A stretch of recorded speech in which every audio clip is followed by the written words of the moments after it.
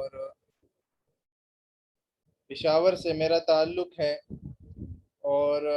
City university ہے پشاور میں، تو میں اس میں خطابت بھی کرتا ہوں جمعے کے دن،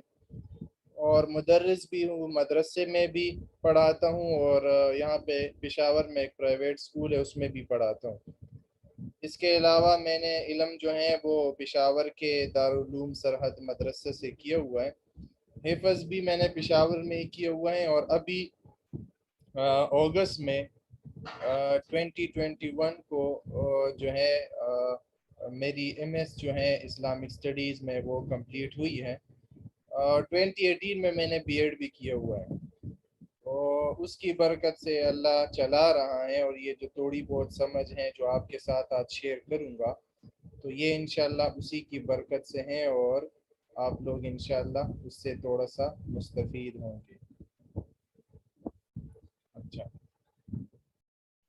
آج جو ہمارا موضوع ہے ہم اس میں جانیں گے چند چیزوں کو۔ سب سے پہلے ہم جانیں گے اس میں قرآن کا لغوی اور اصطلاحی معنی کیا ہے۔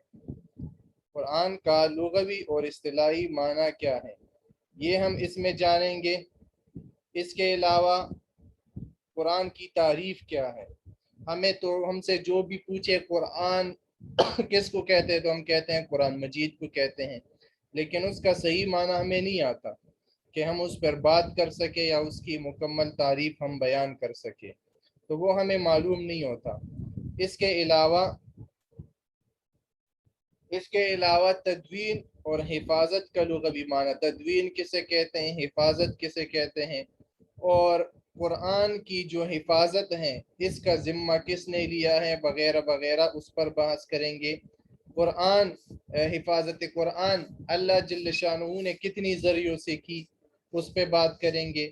اور قرآن کے لکھنے والے جو کاتبین تھے وہ کون کون تھے، کتنے تھے، اس کو جانیں گے۔ قرآن جو ہے اس کی حفاظت کی گئی، قرآن کی حفاظت کی گئی جن کو کاتبین وحی کہتے ہیں ان کے ذریعے سے، تو وہ کتنے دوروں میں کی گئی۔ کاتبین وحی نے نبی علیہ السلام کے دور میں قرآن مجید کو لکھا، کاتب لکھنے والے کو کہتے ہیں، تو پھر کتنے دوروں میں قرآن کی حفاظت کی گئی، انشاءاللہ ہم اس پر مکمل تفصیل سے بحث کریں گے انشاءاللہ۔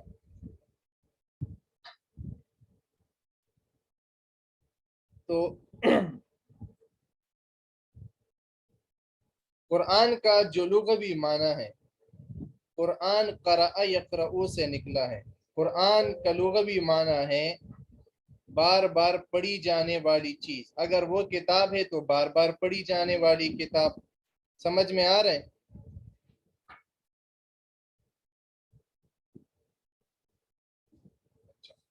تو قرآن جو ہے یہ بار بار پڑھی جانے والی کتاب ہے۔ اصطلاح میں ہمارے عربی میں جو اس کی تعریف کی گئی قرآن مجید کی وہ ہے هو المنزل علی الرسول، هو المنزل علی الرسول، وہ کتاب جو اللہ جل شانہ نے نازل کیا رسول پر، المکتوب فی المصاحف، پھر اس کو لکھا گیا کتابی شکل میں، اور والمنقول عنہ نقلا، اور پھر اس کتاب سے دوبارہ نقل کیا جاتا رہا، نقلم متواترہ، ہم تک، تواتر کے ساتھ، مسلسل تسلسل کے ساتھ، بلا شبہتن، بغیر کسی شبہ کے، یعنی اتنا نقل کیا گیا، اتنا نقل کیا گیا کہ اس کے اندر پھر کوئی شبہ اور شک نہ رہا کہ یہ قرآن جھوٹا ہے یا پھر اس نے آپ خود سے کچھ ملایا ہوا ہے۔ تو یہاں پر حدیث قدسی ہے کہ نبی علیہ الصلوۃ والسلام پر قرآن مجید 23 برس میں توڑا توڑا بوقت ضرورت نازل کیا جاتا رہا۔ اللہ جل شانہ کا فرمان ہے 15ویں سپارے میں سورہ الاسراء میں کہ الاسراء میں کہ قرآن کو ہم نے توڑا توڑا کر کے اس لیے اتارا، وَقُرْآنًا فَرَقْنَاهُ لِتَقْرَأَهُ عَلَى النَّاسِ، ہم نے قرآن لوگوں پر اس لیے، آپ صلی اللہ علیہ وسلم پر اس لیے توڑا توڑا کر کے اتارا تاکہ لوگوں کو مہلت ملے، اور لوگ وَنَزَّلْنَاهُ تَنزِيلًا، اور ہم نے اس کو نازل کیا آرام آرام سے، وقت کے ساتھ ساتھ۔ اگر اب ہم جانیں کہ قرآن کو کیوں وقت کے ساتھ ساتھ نازل کیا جاتا رہا، تو کم و بیش یہ 23 عرصے میں اللہ نے اتارا، وہ اس لیے اتارا تاکہ جو بھی موقع آتا، کسی کو نکاح کا مسئلہ ہے تو نکاح کے مطابق آیت اتری، طلاق کا مسئلہ ہے تو طلاق کے مطابق آیت اتری، جہاد کا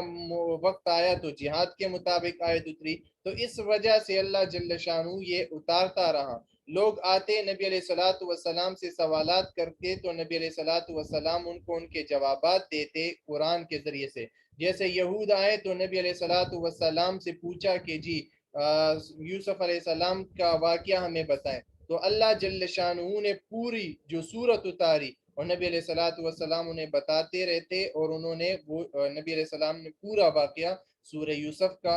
عربی کے لحاظ سے وہ مکمل سنایا۔ تو اسی طرح وقت کے ساتھ ساتھ یہ قرآن مجید نازل کیا جاتا رہا۔ تو یہ اس کی جو ہے ایک پس منظر ہے۔ اس کے علاوہ تدوین اگر ہم جانیں کہ کس کو کہتے ہیں، تدوین کا مطلب ہے جمع کرنا، ترتیب دینا، اور اس کو ایک اللہ کی جو اللہ کا جو کلام ہے اس کو تمام صحائف سے ایک ہی صحیفے میں جمع کرنا، اس کا معنی ہے تدوین۔ دوسرا حفاظت کرنا، حفاظت کی معنی ہے محفوظ بنانا، جیسے ہم کو پتہ ہے۔ اب جیسے میں نے پہلے عرض کیا کہ قرآن کی حفاظت کا ذمہ کس نے لیا، تو قرآن کی حفاظت کا ذمہ اللہ نے خود لیا۔ اِنَّا نَحْنُ نَزَّلْنَا الذِّكْرَ وَإِنَّا لَهُ لَحَافِظُونَ، کہ یہ قرآن بے شک ہم نے اتارا ہے اور ہم ہی اس کی حفاظت کرنے والے ہیں۔ اب آپ نوٹ کو دیکھیں، نوٹ کے ذریعے سے یہاں پر میں نے ہائی لائٹ کیا ہوا ہے کہ اب ہم جانیں گے کہ اس کی حفاظت کا ذمہ صرف الفاظ کا اللہ نے نہیں لیا بلکہ معنی کا بھی اللہ نے لیا ہے۔ کہ جہاں پر صلاۃ کا حکم ہے تو صلاۃ سے متعلق یہ صلاۃ کا مطلب یہ یہاں پر نماز ہے، یہاں پر درود ہے۔ تو اللہ جل شانہ نے علماء کے ذریعے سے اس کے الفاظ کی بھی حفاظت فرمائی اور اس کے معنی کی بھی حفاظت فرمائی۔ وہ کیسے کی گئی حفاظت اب ہم یہاں پہ جانیں گے۔ آیت نمبر 1 میں نے آپ کے سامنے پہلے پیش کر دی۔ دوسری آیت پہ آتے ہیں کہ اللہ جل شانہ فرماتے ہیں ان الذین کفروا بالذکر لما جاءہم وانہ لکتاب عزیز، بے شک وہ لوگ تو وہ ہیں جنہوں نے انکار کیا اللہ کی ذکر سے، نصیحت سے، جب وہ ان کے پاس آئی۔ وَإِنَّهُ لَكِتَابٌ عَزِيزٌ، اور یہ تو ایک کتاب بڑی شان و شوکت والی ہے، غلبے والی ہے، عزت والی ہے، ایک عظیم الشان کتاب ہے۔ لا يأتيه الباطل من بین یدیہ، نہ اس سے پہلے جو ہیں وہ اس کو ناحق قرار دے سکتا ہے جو اتری ہے، اور نہ اس کے بعد ولا من خلفہ تنزیل من حکیم حمید، یہ کتاب اس رب کی طرف سے اتارا گیا ہے جو حکیم ذات ہے، حمید ذات ہے۔ حکیم کا مطلب ہے کہ جو ابتدا سے پہلے انجام کی خبر رکھتا ہو، اور حمید کا مطلب ہے تعریف کے لائق ذات۔ من بین یدیہ سے مراد یہاں پر کیا ہے؟ من بین یدیہ سے مراد یہ ہے کہ عالم بالا سے جب حضور صلی اللہ علیہ وسلم پر یہ اتارا جاتا رہا تو وہ ذریعہ معتبر تھا، یعنی فرشتہ، انہوں نے اس میں کوئی تبدیلی نہیں کی، شیطانی وساوس سے وہ فرشتے محفوظ رہے۔ ومن خلفہ، اور اس سے مراد یہ ہے کہ جب نبی پر یہ آیتیں اتاری گئی ان سے صحابہ نے نقل کیا تو جن واسطوں سے ہمیں پہنچا وہ واسطے بھی معتبر تھے، وہ بھی پاکیزہ تھے، اور انہوں نے اس میں کوئی گڑبڑ یا احراف اور تحریف نہیں کی۔ من بین یدیہ ولا من خلفہ، یہاں پر دوسرا قول یہ ہے کہ وقت نزول اور رسول اللہ صلی اللہ علیہ وسلم کے بعد اس میں کوئی تبدیلی نہیں کی گئی۔ لا یأتیہ الباطل، باطل خلاف حق چیز کو کہتے ہیں، تحریف بھی چونکہ خلاف حق ہے، اس لیے اللہ جل شانہ فرما رہے ہیں کہ لا یأتیہ الباطل، اس میں کوئی تحریف نہیں ہو سکتی۔ یہاں پر تیسری جو آیت ہے وہ دلیل ہمارے پاس مستدل ہے کہ یہاں پر بھی اللہ جل شانہ فرما رہے ہیں اپنے نبی سے لا تحرک بہ لسانک، اے نبی آپ ان آیات پر اپنی زبانوں کو نہ چلائیں، حرکت نہ دے، بلکہ ان علینا جمعہ و قرآنہ، ہم اس کو آپ کے سینے میں بھی محفوظ کریں گے اور اس کو آپ سے سنوائیں گے بھی، آپ کی زبان مبارک سے بھی اس کو چلائیں گے، آپ بے فکر رہیں۔ تو یہاں پر یہ ثابت ہوا کہ نبی علیہ الصلوۃ والسلام جو تھے ان کے سینے میں اللہ نے یہ خود محفوظ کرایا اور ان کی زبان مبارک سے بھی نکلوایا۔ حدیث قدسی ہے وَأَنزَلْتُ عَلَيْكَ كِتَابًا لَا يَغْسِلْهُ الْمَاءُ، اللہ فرماتا ہے اے میرے پیغمبر میں نے آپ پر ایک ایسی کتاب نازل کی جس کو پانی دھو نہیں سکتا۔ پانی دھو نہیں سکتا کا مطلب کیا مراد ہے؟ کہ میں آپ کی امت اور آپ کے صحابہ اور اس کے بعد قیامت تک آنے والی نسلوں اور مسلمانوں کے سینوں میں اس قرآن کو محفوظ کروں گا، اور اس کو اگر کوئی دھونا چاہے، مٹانا چاہے تو مٹا نہیں سکتا۔ سمجھ رہے ہیں نا؟ تو یہاں پر ہمیں سمجھ میں آ رہا ہے کہ اس کی حفاظت کا ذمہ اللہ نے خود لیا۔ یہاں سے یہ بھی ثابت ہوا کہ پچھلی جو کتابیں تھی ان کی حفاظت کا ذمہ اللہ جل شانہ نے نہیں لیا۔ قرآن کی حفاظت اللہ جل شانہ نے دوسرے طریقے سے ایسے کی کہ قرآن کے جو الفاظ تھے اور معنی تھے وہ اس کے ساتھ ساتھ جس زبان میں نازل ہوا اللہ نے وہ زبان بھی محفوظ کی، یعنی عربی زبان۔ اگر ہم تاریخ میں دیکھیں تو کوئی بھی زبان 300-400 سال سے زیادہ محفوظ نہیں رہی، لیکن قرآن کی زبان واحد زبان ہے جو 1450 سال سے چلی آ رہی ہے اور محفوظ ترین زبان ہے۔ اس کی برکت سے اللہ جل شانہ نے یہ دکھانا تھا کہ میں زبان کی بھی حفاظت کروں گا اور اس کے کلام کی بھی حفاظت کروں گا، تو جب زبان نہیں مٹے گی تو یہ قرآن بھی نہیں مٹے گا۔ اس کے علاوہ حضور صلی اللہ علیہ وسلم کا فرمان ہے احب العرب لثلاث، کہ آپ عرب سے یعنی عربیوں سے محبت کرو 3 وجہ سے، انی عربی کیونکہ میں بھی عربی ہوں، ولسان اہل الجنت عربی اور اہل جنت کی جو زبان ہے وہ عربی ہے، اور والقرآن عربی اور قرآن بھی عربی میں ہے۔ تو یہاں پر ثابت ہوا کہ ہم اہل عرب سے محبت کریں گے کیونکہ نبی بھی عربی تھا، ان کی زبان بھی عربی تھی اور قرآن کی زبان بھی عربی ہے۔ قرآن کریم میں اللہ نے خود اعلان کیا ہے سورہ شعراء میں بلسان عربی مبین، یہ قرآن ہم نے اتارا ہے عربی زبان میں جو کہ صاف ستھری اور پاکیزہ زبان ہے۔ اس کے پہلے سے ثابت ہوا کہ اللہ جل شانہ نے اس کی حفاظت کی اور ذمہ خود لیا اور آیات کے ذریعے سے ہمیں بتایا، اور یہ بھی ہمیں ثابت ہوا کہ قرآن کی جو حفاظت کا ذمہ اللہ نے لیا وہ سینوں میں اس کو محفوظ کرایا۔ اب حفاظت قرآن بذریعہ کتابت، یہ حفاظت بذریعہ کتابت بھی کی گئی اور بذریعہ حفظ بھی، اور اس کا ذمہ اللہ نے خود لیا تھا۔ اس کے علاوہ اس کی حفاظت کا ذمہ اللہ نے ایسے لیے کہ جب یہ اس کے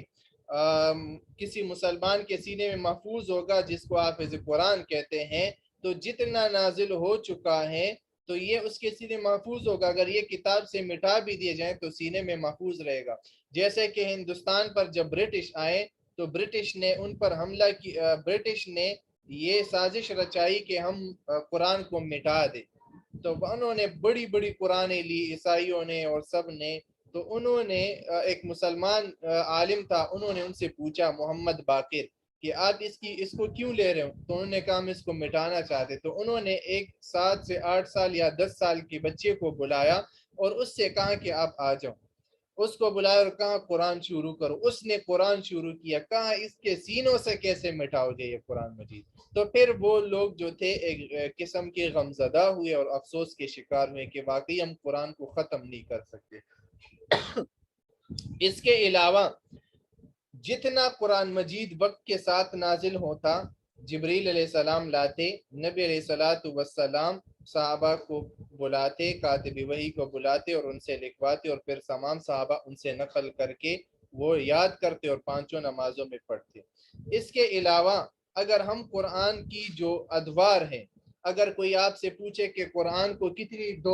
دوروں میں محفوظ کیا گیا، تو یاد رہے قرآن 3 دوروں میں محفوظ کیا گیا۔ ایک ہے دور نبوی،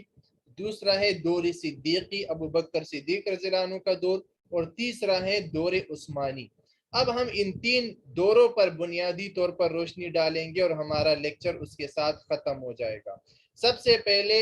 حفاظت قرآن نبی علیہ السلام کے دور میں خود ہوئی، اس کو لکھا گیا اور محفوظ کیا گیا۔ وہ کیسے؟ حضرت عثمان رضی اللہ عنہ کا فرمان ہے نبی علیہ السلام پر سورت نازل ہوتی، جب بھی کوئی آیت سورت وغیرہ نازل ہوتی آپ کاتب وحیوں میں سے بلاتے اور ان سے کہتے کہ جو آیت اتری ہے آپ اس کو لکھو جو میں پڑھ رہا ہوں،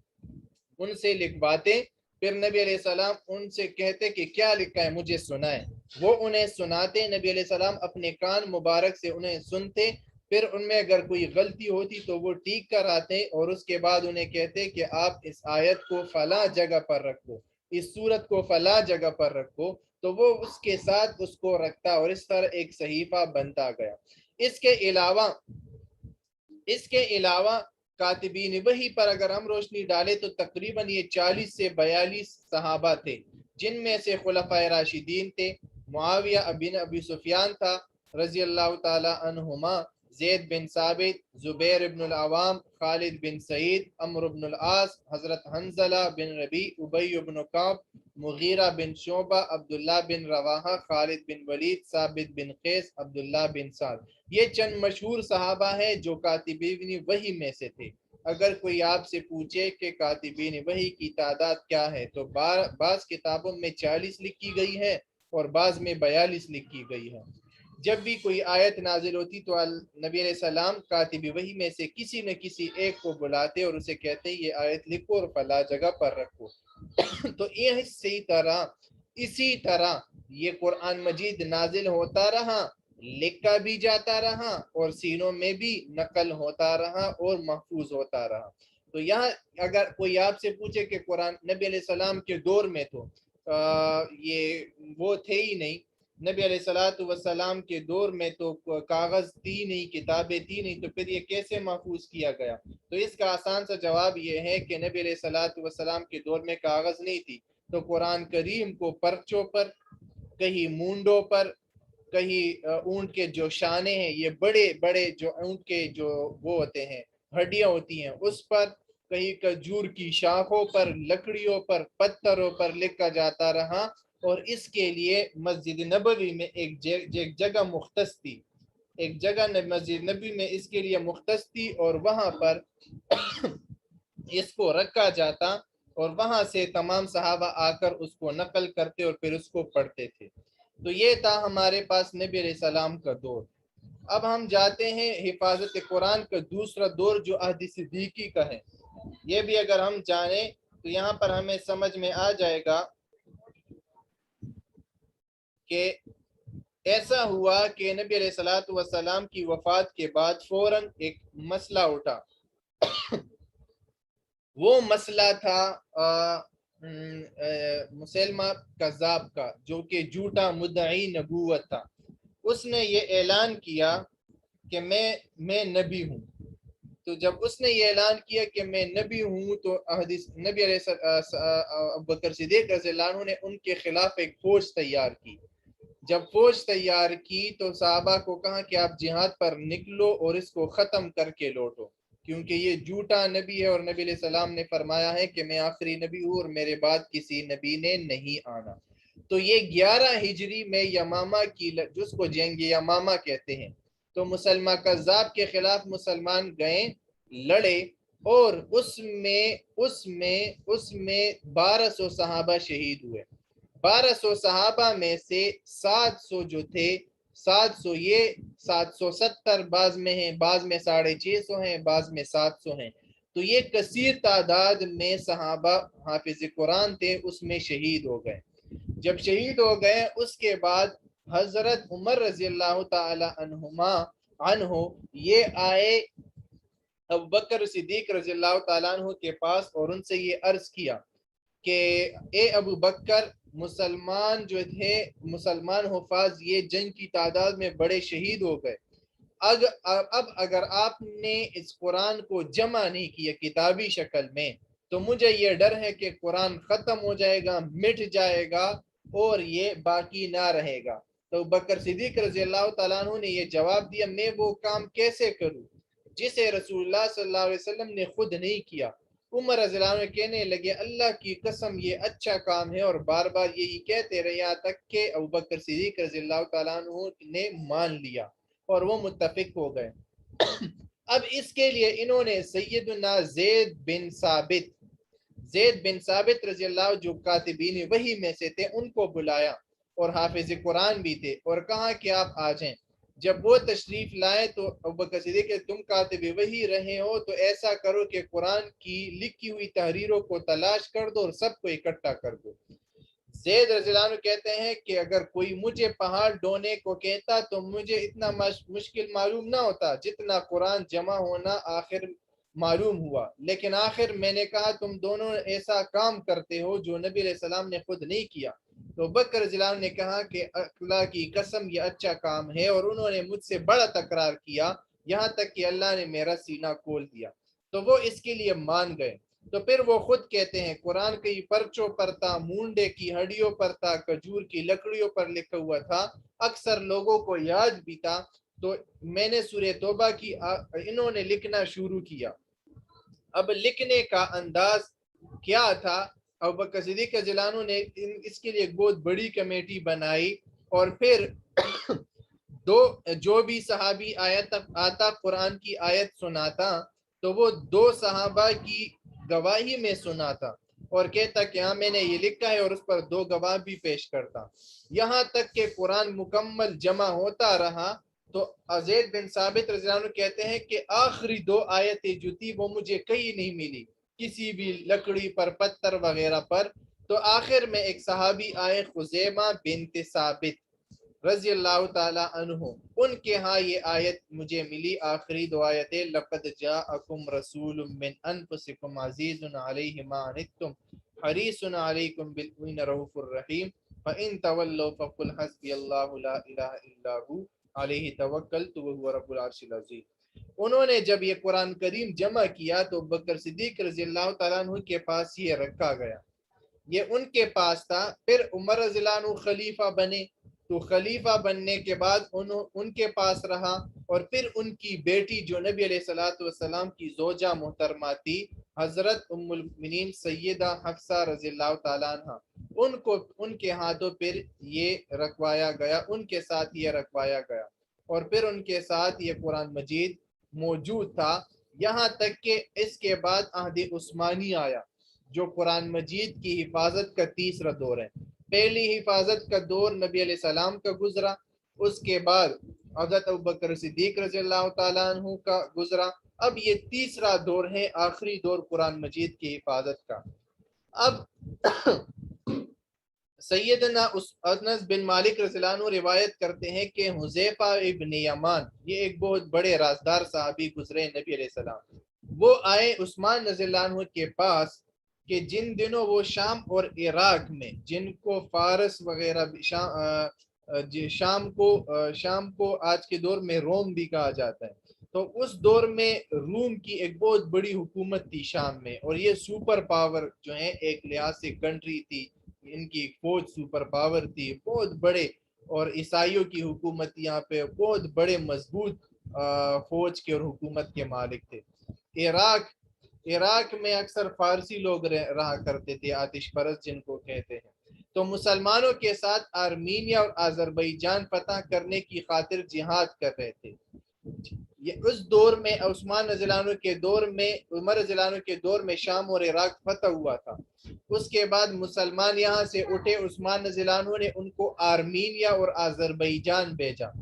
جب بھیجا تو یہاں پر یہ جہاد کر رہے تھے کہ اس دوران حذیفہ ابن یمان رضی اللہ تعالیٰ عنہ عثمان رضی اللہ عنہ کے پاس آئے اور ان سے کہا کہ قرآن کی قرات میں مسلمان اختلاف سے گھبرائے ہوئے تھے۔ وہ کیا بات تھی؟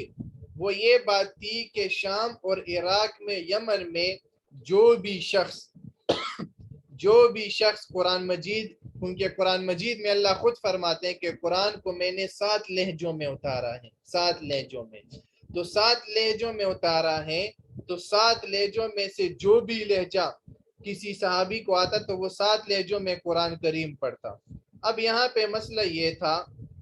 کہ جو بھی خود اپنے لہجے میں قرآن پڑھتا، یا کوئی یمنی لہجہ ہے، کوئی شامی لہجہ ہے، کوئی وغیرہ وغیرہ ایسے لہجے، تو اس میں وہ ایک دوسرے کو غلط کہتے۔ ایک ان میں سے تھا قریشی لہجہ۔ اب جب یہاں پر حذیفہ ابن یمان رضی اللہ عنہ نے آپس میں ان کا اختلاف دیکھا تو وہ گھبرا گئے کہ قرآن کریم کے جو ایک دوسرے کے لہجے پر یہ اختلاف ہے، یہ مخالفت میں تبدیل ہو جائے گا، اور یہاں تک کہ ایک دوسرے کو لوگ غلط کہیں گے، اور یہ قرآن کی جو اصلی صورت ہے وہ ختم ہو جائے گی۔ चुनांचे उस्मान रज़ी अल्लाह तआला अन्हु ने हज़रत हफ्सा रज़ी अल्लाह अन्हा के पास जो कुरान मजीद मौजूद था उनको कहा कि वो मुझे वापस दे दे, हम इससे नकल तैयार करके आपको वापस कर देंगे। उस्मान रज़ी अल्लाह अन्हु ने फिर से ज़ैद बिन साबित रज़ी अल्लाह, उस्मान बिन जुबैर, सईद बिन आस और अब्दुर्रहमान बिन हारिस, इन 4 सहाबा को हुक्म दिया। ये 4 सहाबा के नाम अपने साथ याद रखे कि इन सहाबा को उस्मान रज़ियल्लाहु अन्हु ने हुक्म दिया कि आप कुरान को दोबारा से जमा करें। उन्होंने दोबारा जमा किया।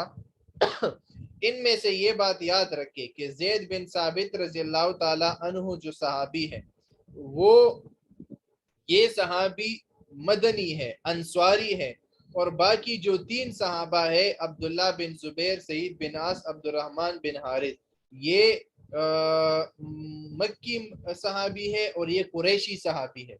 अब उस्मान रज़ियल्लाहु अन्हु ने इनको हुक्म दिया कि कुरान को कुरैशी लहजों में जमा कर दो। कुरैशी लहजा याद रखे, आज जो कुरान पूरी दुनिया में हम एक जैसे सुनते आ रहे हैं, ये कुरैशी लहजा है। और ये जो बरकत है, ये हज़रत उस्मान रज़ियल्लाहु अन्हु की बरकत है कि कुरान उसी लहजे में है जो कुरैशी लहजा है, और पूरे दुनिया को, मुसलमानों को हज़रत उस्मान रज़ियल्लाहु अन्हु ने एक ही लहजे में जमा फरमाया, और वो है कुरैशी लहजा।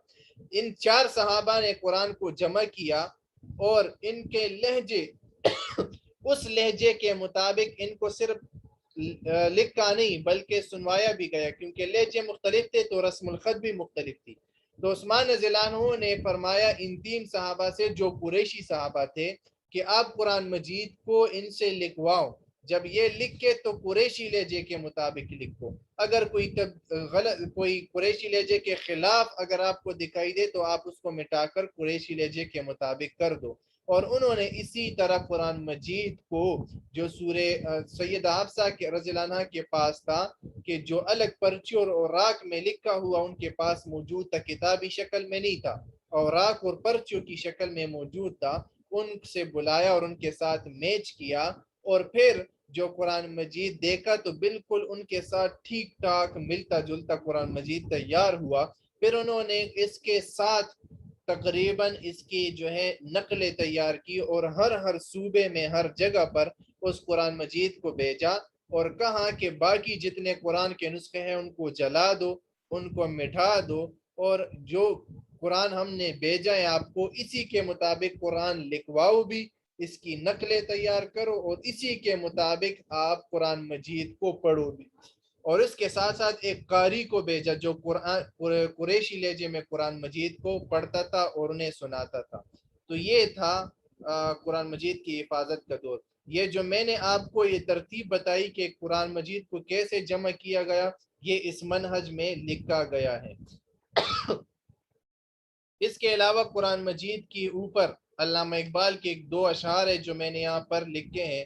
कि ये राज किसी को नहीं मालूम के मोमिन कारी नजर आता है हकीकत में है कुरान। ये राज किसी को नहीं मालूम कि कारी जो चलता फिरता इंसान है ना, ये हकीकत में कुरान है, इसके सीने में कुरान मौजूद है। अगर हम देखना चाहें तो हकीकत में ये कुरान हमें नजर आ रहा है। इसके अलावा फरमाते हैं लिखना नहीं आता तो मेरी जान फिर भी कुरान को पढ़ा कर, हो जाएगी तेरी हर मुश्किल आसान कुरान को पढ़ा कर। पढ़ने के लिए तुझको अगर कुछ भी न मिले, चेहरों पे लिख के दर्द के उन्वान पढ़ा करो। लारेब तेरी रूह को तस्कीन मिलेगी, लारेब कोई शक नहीं तेरी रूह को हमेशा सुकून मिलेगी। तू कुर्ब के लम्हात में कुरान पढ़ा कर, पैदा हो तेरे बहर की मौजों में तला तुम, तू हजरत इकबाल के दीवान पढ़ा कर। आ जाएगा इकबाल तुझे जीने का करीना, तू सरवर कौनैन सल्लल्लाहु अलैहि वसल्लम के फरमान पढ़ा कर। तो इसी के साथ ये लेक्चर इख्तिताम पजीर होता है।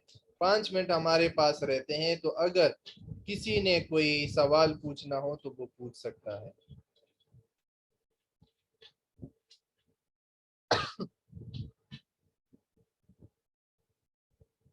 जी